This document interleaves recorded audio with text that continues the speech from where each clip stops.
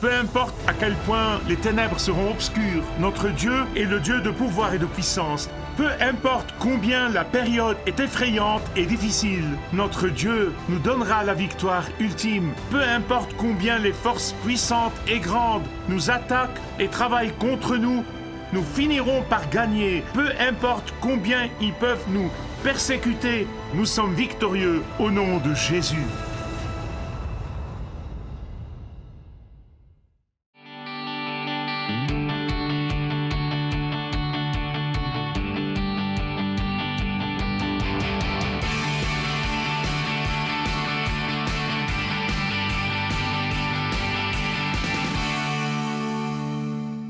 Dans le dernier message, nous avons vu comment, à cause de la désobéissance d'Adam et Ève au Seigneur, ils ont perdu l'appartenance à la cité de Dieu dans le jardin d'Éden et ils ont dû vivre à l'extérieur dans la cité de l'homme.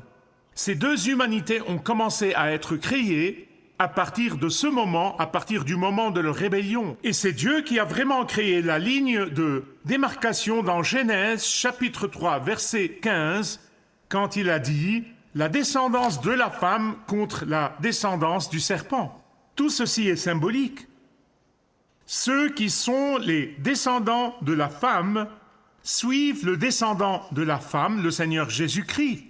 Et donc, les descendants du serpent sont ceux qui ont rejeté le seul vrai Dieu, le Père de notre Seigneur Jésus-Christ. N'oubliez jamais que c'est Dieu qui a créé la ligne de démarcation. Ce n'était pas l'homme, mais Dieu. Une humanité est représentée dans Caïn qui s'est rebellé contre Dieu et qui est même allé de la simple vie en dehors de la cité de Dieu ou du jardin d'Éden à la construction de sa propre ville. Il est allé là où il n'y avait rien et il a construit une ville en rébellion contre Dieu. Et cette ville a continué avec son descendant, Lamech. Lamech était un homme violent et se vantait dans sa violence et de ses meurtres. Mais heureusement, il avait aussi un fils nommé Enoch, qui marchait avec Dieu et qui craignait Dieu. Cette lignée devient encore plus claire après le déluge, où Dieu a sauvé Noé et sa famille du déluge dans l'arche. Aujourd'hui, je veux vous montrer comment, dans l'Ancien et le Nouveau Testament, Babylone occupe une place symbolique très, très importante. Babylone, en effet, représente la cité de l'homme. La Jérusalem terrestre représente la cité de Dieu. Et c'est pourquoi, quand Israël a péché, je vais y revenir dans une minute, quand Israël a péché contre Dieu et a continué à pécher contre Dieu, a continué à se rebeller contre Dieu, prophète après prophète ont essayé de les retourner, ils ont toujours défié Dieu.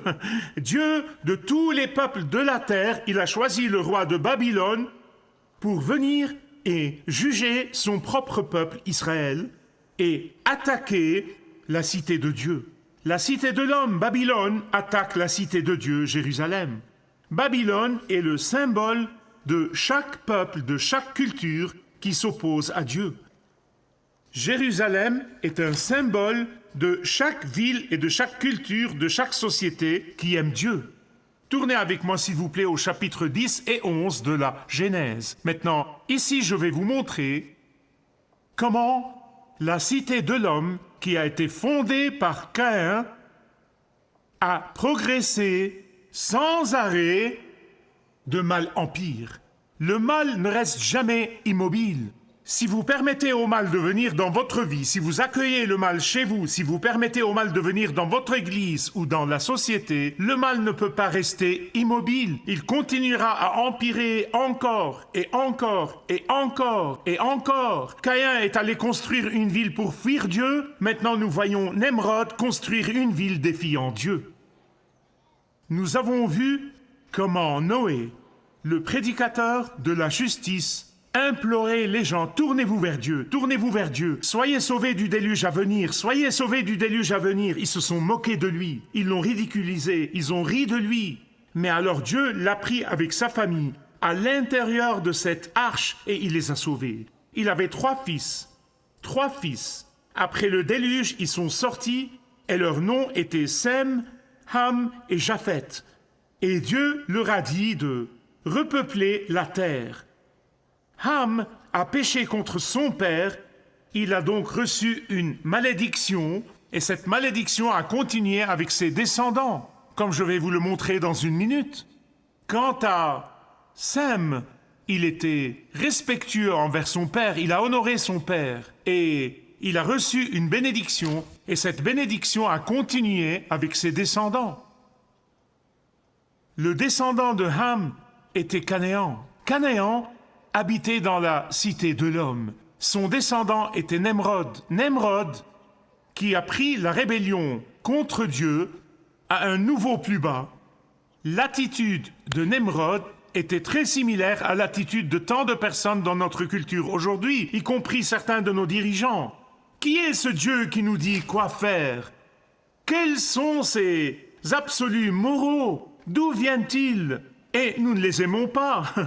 Nous pouvons les légiférer en dehors de notre société. Nous pouvons museler tous ses disciples pour ne pas nous sentir coupables de notre plaisir pervers.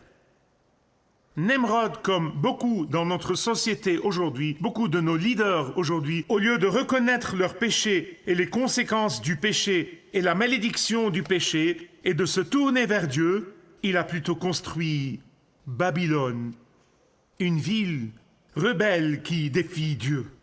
C'est exactement ce qui se passe maintenant. Aujourd'hui, au lieu de connaître et de vénérer Dieu, le Père de notre Seigneur Jésus-Christ, et de lui rendre grâce pour toutes ses bénédictions, et même pour notre civilisation occidentale, nous nous inclinons plutôt devant le fait d'être politiquement correct, nous nous inclinons devant le matérialisme et devant notre propre intellect et devant le pluralisme. Au lieu de prendre des décisions sages et des lois judicieuses, nous donnons aux renards les clés des poulaillers. Genèse 10, 8 à 12 et Genèse 11, 1 à 9, vous voyez le début de ce que nous voyons maintenant à la fin des temps. Vous voyez, la fin sera très similaire à ceci au début, et ce sera dans le même lieu géographique au Moyen-Orient. Nemrod a décidé de construire la ville de Babylone, une ville qui s'oppose au Dieu véritable qui a sauvé leurs ancêtres du déluge. Des mémoires courtes et des capacités d'attention limitées. Ce n'est pas seulement dans nos jours modernes, c'est arrivé en ce temps-là. Verset 4 du chapitre 11. Dans cette ville, ils voulaient construire une tour, et d'une certaine façon, cette tour était reliée au ciel. Laissez-moi expliquer le mot Babel. Babel est le nom hébreu de Babylone. Bab-El. Bab est le même mot traduit de l'hébreu, de l'arabe et de l'araméen. Il signifie porte. Elle, vous savez qui est elle? Emmanuel, Dieu, la porte vers Dieu. Ce qu'ils veulent faire, c'est créer une porte dérobée vers Dieu. Ils ont voulu venir à Dieu à leur manière. Ils ont voulu atteindre Dieu à leur façon. Ils construisaient une civilisation qui rendrait non seulement le Dieu de leurs ancêtres obsolète, mais ils construisaient une civilisation opposée au Dieu de leurs ancêtres. Ne manquez pas ce que je vais vous dire. À partir de ce moment de l'histoire, Babylone a occupé une place très importante dans l'ensemble de la Bible. En fait, je pense que l'explication symbolique où la signification symbolique de Babylone ne peut être exagérée dans l'Écriture.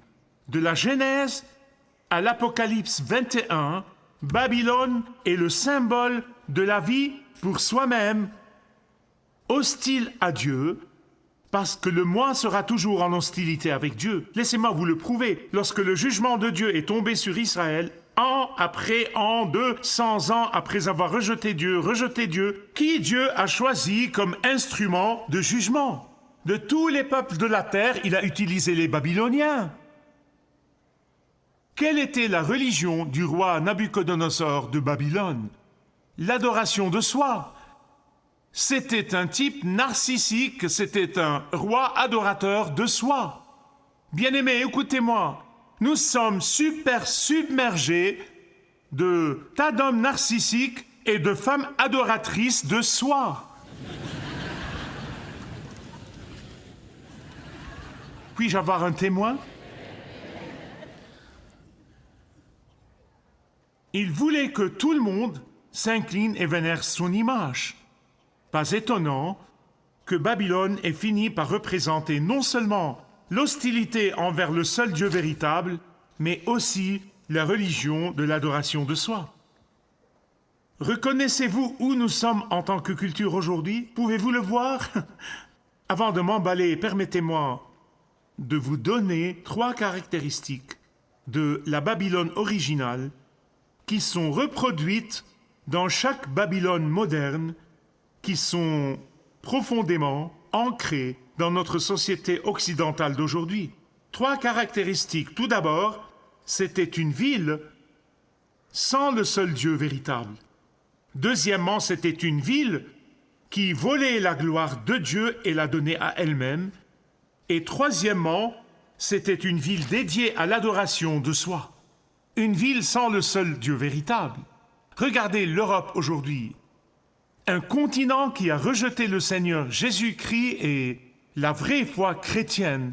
Après 500 ans de réforme, ils ont rejeté la foi chrétienne. Mais ce qui se passe comme résultat, c'est qu'ils vivent dans la terreur et la peur.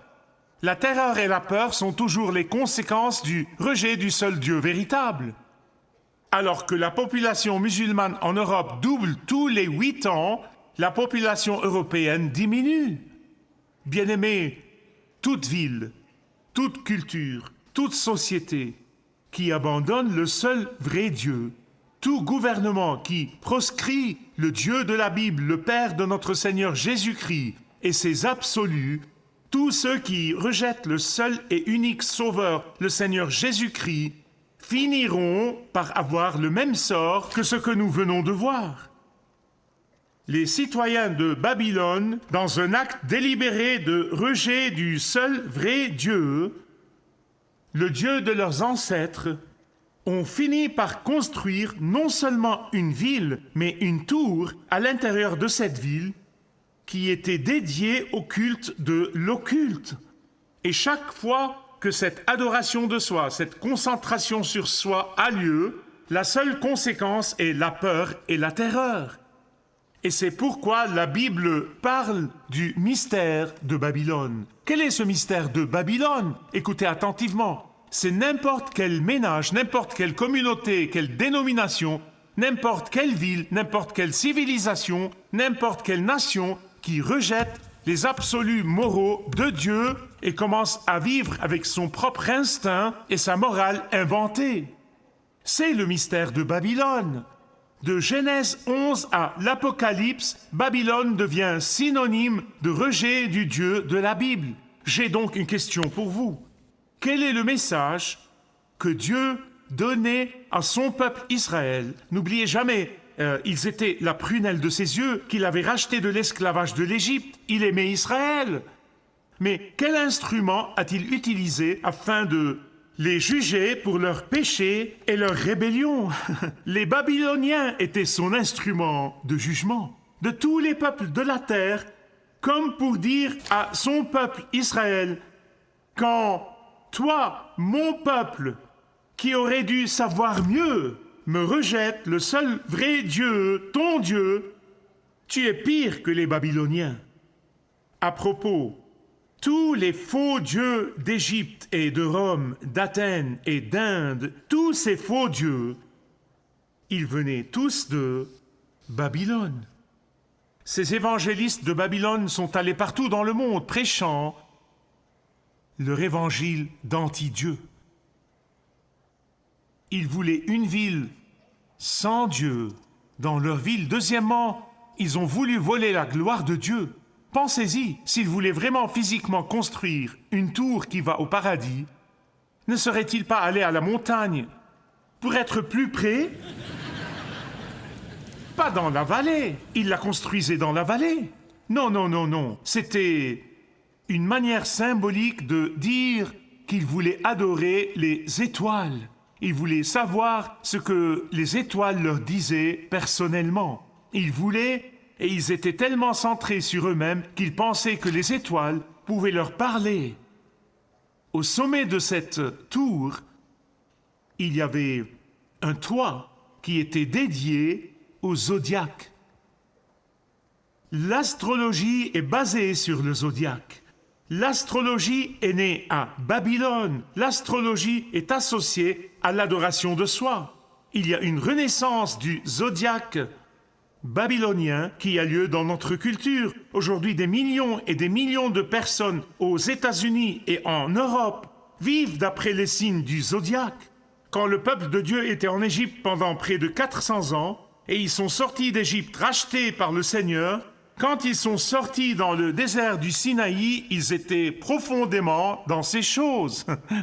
Et c'est pourquoi Dieu leur a dit encore et encore et encore et encore, Lévitique 19, 31, Deutéronome 18, qu'ils ne devraient pas adorer le zodiaque. Pourquoi? Parce que le zodiaque est un front pour Satan. Maintenant que la plupart des gens le sachent vraiment ou ils pensent ou pas, ce qu'ils font, c'est de vivre d'après les horoscopes et les étoiles. Ils sont en fait en train de jouer avec quelque chose de satanique. Babylone volait la gloire de Dieu et la donnait à elle-même. Mais en réalité, elle ne se la donnait pas, elle la donnait à Satan. Babylone est un symbole de toute société qui rejette le seul Dieu véritable. Babylone est une société, toute société qui vole la gloire de Dieu. Et troisièmement, Babylone est toute société où l'homme est glorifié et non pas Dieu.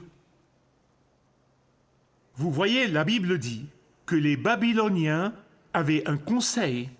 Ils se réunissaient et prenaient un conseil. Ils ont discuté la chose.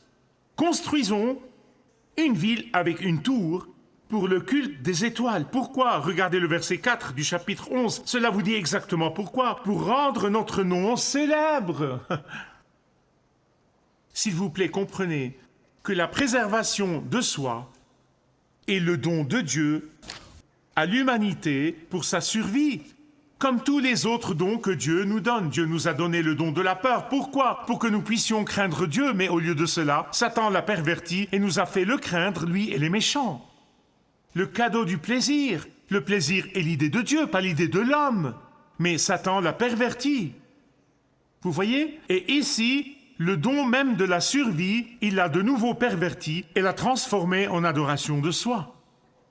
Le Dieu de soi a envahi beaucoup d'églises. Et ça me fait pleurer.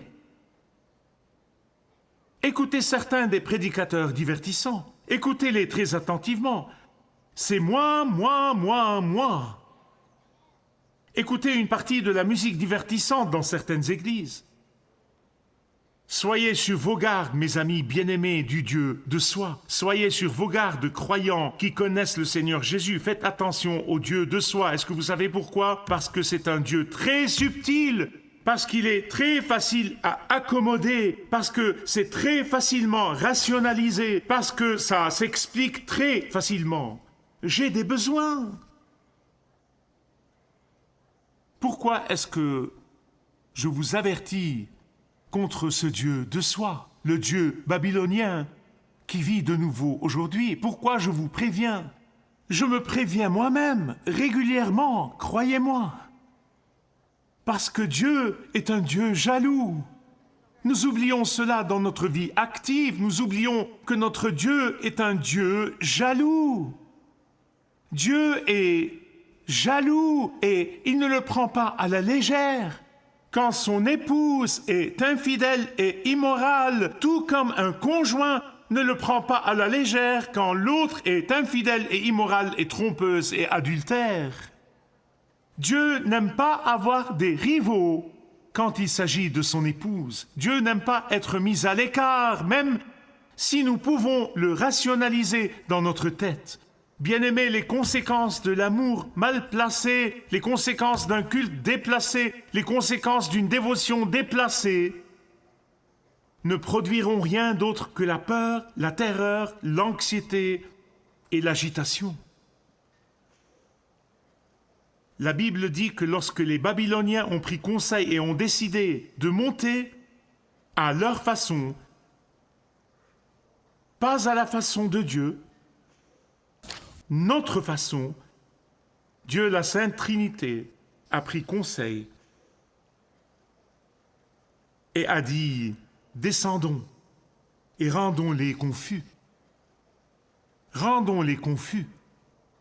Les Babyloniens se sont rassemblés et ont voulu contourner Dieu.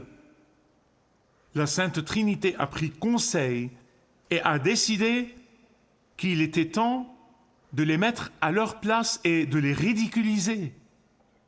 Ce n'est pas dans la Bible, j'invente ça, mais vous savez ce que je veux dire. Nous parlons d'une personne qui babille, c'est de là que ça vient. Les Babyloniens se sont assemblés pour voler la gloire de Dieu. La Sainte Trinité s'est réunie pour les confondre et faire de la confusion leur destin. Verset 7. Dieu a dit, descendons et brouillons leur langage. Qui est nous? Descendons. La Trinité, que Dieu vous bénisse. Père, Fils et Saint-Esprit, un seul Dieu avant l'éternité, conclura un jour qu'assez c'est assez. Ne vous y trompez pas, Dieu, la Sainte Trinité, vaincra toujours. Dieu, la Sainte Trinité, gagnera toujours. Dieu, la Sainte Trinité, aura toujours le dernier mot. Dieu, la Sainte Trinité, aura toujours le dessus. Amen. Beaucoup d'entre vous témoigneront du fait que nous n'avons jamais vu plus de confusion que ce que nous voyons de nos jours. Quand les bébés peuvent être assassinés dans le ventre de leur mère, mais un arbre est sacré, c'est la confusion. Maintenant, je ne veux pas vous quitter sans le reste de l'histoire, notamment que le Seigneur, notre Dieu, aura le dernier mot. Ils pensent peut-être qu'ils peuvent monter sans Dieu, mais Dieu descendra pour les juger. Notre génération dit, notre science nous sauvera. Et Dieu dit, votre science ressemble à un bouton sur le visage de l'humanité. Et ils disent peut-être, notre richesse nous sauvera. Dieu dit, vous ressemblez tous à des fourmis vues d'ici. Toute l'estime de soi et toute l'image de soi sont comme de la poussière pour Dieu. Et donc, laissez-moi vous dire un mot aux fidèles. Peu importe à quel point les ténèbres seront obscures, notre Dieu est le Dieu de pouvoir et de puissance. Peu importe combien la période est effrayante et difficile, notre Dieu nous donnera la victoire ultime. Peu importe combien les forces puissantes et grandes nous attaquent et travaillent contre nous et utilisent leur pouvoir et utilisent leur force contre nous, nous finirons par gagner. Peu importe combien ils peuvent nous persécuter, nous sommes du côté des gagnants. Peu importe combien ils peuvent nous ridiculiser, ça va, considérez cela comme joie, nous sommes victorieux au nom de Jésus.